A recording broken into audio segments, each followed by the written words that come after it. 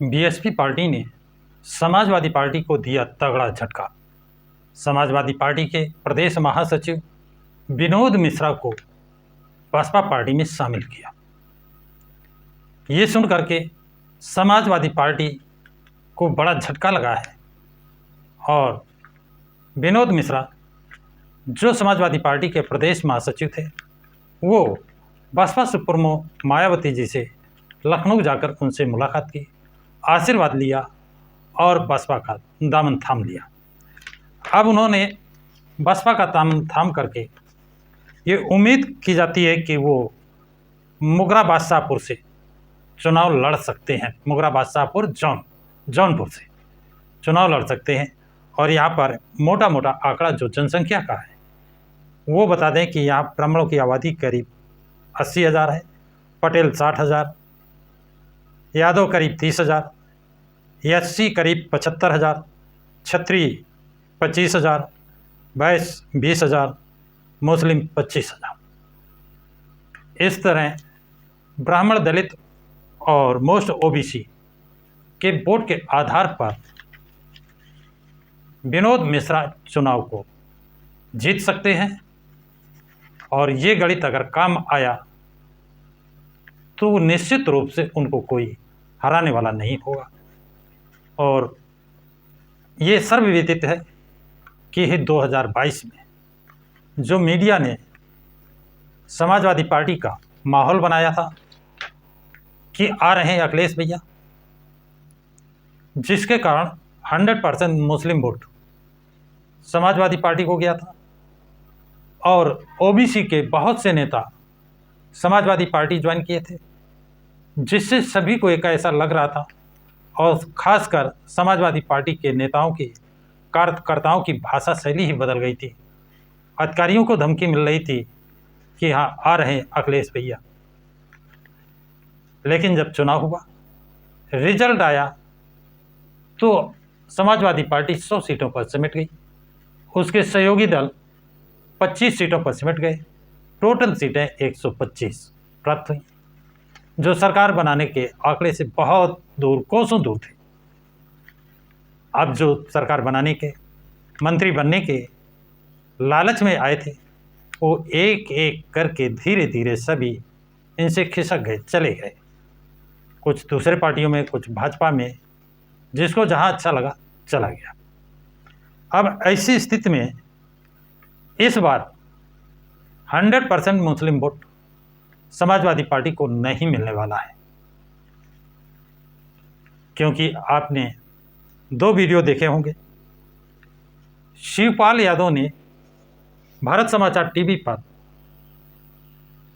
स्पष्ट रूप से बता रहे हैं पॉडकास्ट पर कि 2003 में जब मुख्यमंत्री मायावती ने इस्तीफा दिया था उस समय बीजेपी के विधायक उनके संपर्क में थे, लेकिन बीजेपी ने कहा आप हमारे विधायक न तोड़ें, आपको छूट है बीएसपी के विधायक तोड़ें। और वही हुआ। जो भाजपा के विधायक समाजवादी पार्टी में जाकर सरकार बनाना चाहते थे उनको नहीं लिया गया। बसपा के विधायक तोड़े गए।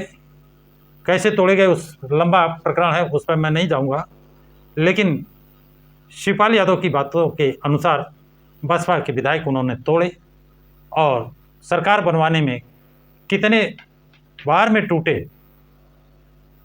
ये तो कोई निष्पक्ष विधानसभा अध्यक्ष होता तो ये संभव नहीं था। तो ये प्रमाण शिवपाल यादव ने दे दिया कि बीजेपी की बी टीम सपा है या बसपा। आप लोगों को क्लियर करना है, आप लोगों को निर्णय लेना है कि भाजपा की बी टीम कौन। और ये चीज़ सभी जान रहे हैं।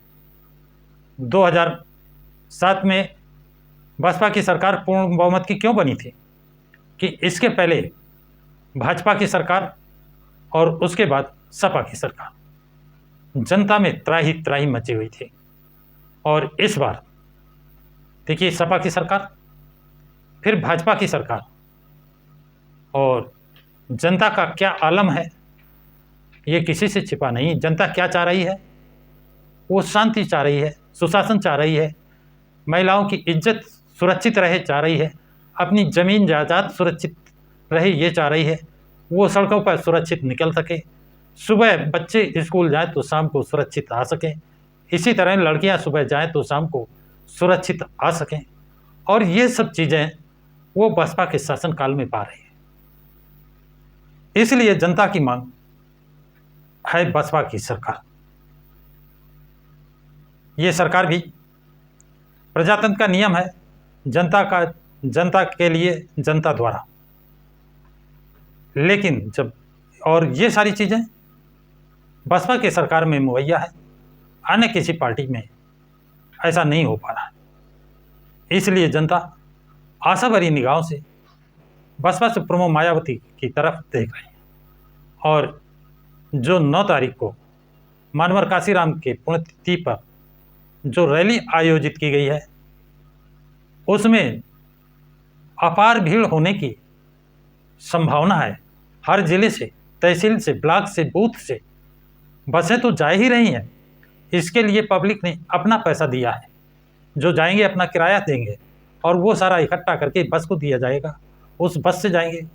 कुछ लोग जो सक्षम हैं वो अपनी कारों से जाएंगे और कुछ लोग ट्रेनों से भी सफ़र करेंगे, जाएंगे। और ये जमावड़ा लखनऊ में 8 अक्टूबर को ही लग जाएगा। 8 और 9 को लखनऊ जाम हो जाएगा। ऐसा माना जाता है इतनी भीड़ होगी कि लोगों का आना जाना, निकलना बड़ा मुश्किल होगा।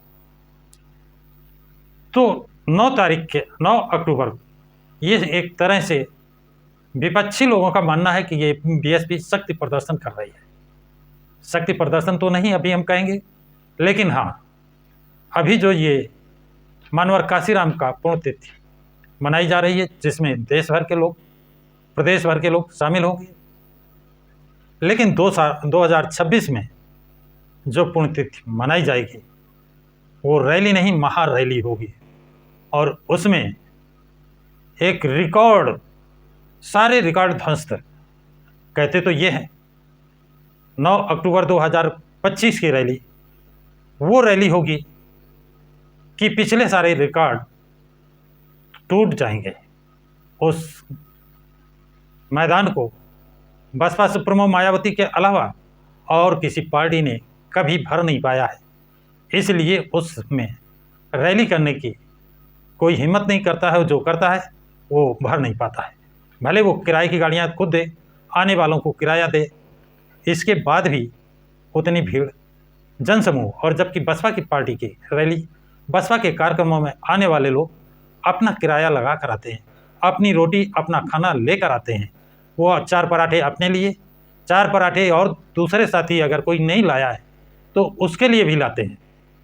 अब देखते रहिए कि 9 अक्टूबर को रैली नहीं, महा रैला होगा और लखनऊ पूरा नीला हो जाएगा। इतनी अपार भीड़, इतना ज़्यादा जनसमूह। और इसके बाद 9 अक्टूबर के बाद बसपा ही बसपा, प्रदेश में नहीं, इसका असर, इसका प्रभाव बिहार के चुनाव में साथियों, बिहार भी नीला हो जाएगा। बिहार भी नीला होगा, बिहार भी नीला होगा।